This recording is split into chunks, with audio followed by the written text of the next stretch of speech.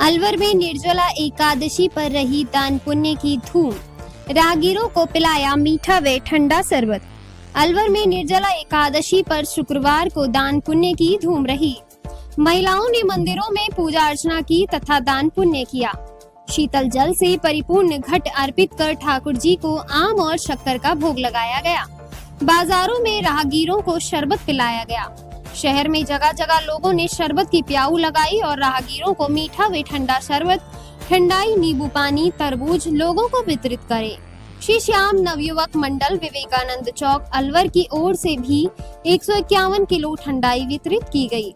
वहीं पंडित यज्ञदत्त शर्मा ने बताया कि निर्जला एकादशी प्रातः 5:38 से सर्वार्थ सिद्ध योग प्रारंभ हो गई है, जो मध्य रात्रि बाद अर्धरात्रि के पश्चात 3:20 तक रहेगा। इसके चलते सारा दिन दान करने के लिए श्रेष्ठ है। इस एकादशी का व्रत करने से वर्ष भर की सभी एकादशियों के व्रत का फल व पुण्य प्राप्त होता है। इस दिन ओम नमो भगवते वासुदेवाय के मंत्र का जाप अवश्य करना चाहिए। इस एकादशी पर मंदिरों में जल से भरे पात्र, मटके, कुंजे, ऋतुफल, तरबूज, खरबूजा, आम, मिष्ठान, ककड़ी, चीनी, बताशे, मिश्री, वस्त्र, दक्षिणा आदि दान किया जाता है। अलवर से संवाददाता जितेंद्र सेतिया की खास रिपोर्ट।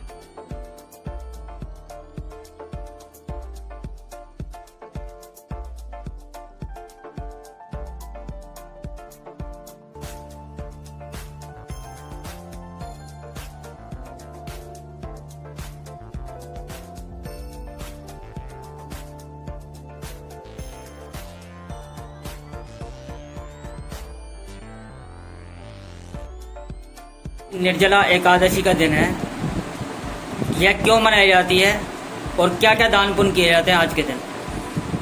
ज्येष्ठ मास शुक्ल पक्ष में मनाई जाने वाली निर्जला एकादशी आज 6 जून शुक्रवार को जिले भर में बड़ी श्रद्धा से मनाई जा रही है। शास्त्रों माना गया है, यदि मनुष्य 1 साल की एकादशी का व्रत नहीं कर सकता है और वह निर्जला एकादशी का व्रत कर लेता है तो शास्त्रों में सभी साल भर की एकादशियों का पुण्य लाभ उसे प्राप्त हो जाता है।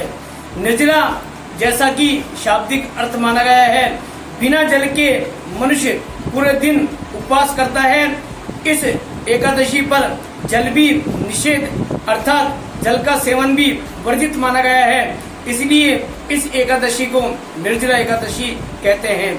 श्रद्धालुओं द्वारा आज इस एकादशी के उपलक्ष्य में मंदिरों में जल से बड़ा पात्र, पंखी, बीजनी, कुंभ कलश, बर्तन आदि दान दिए जाते हैं।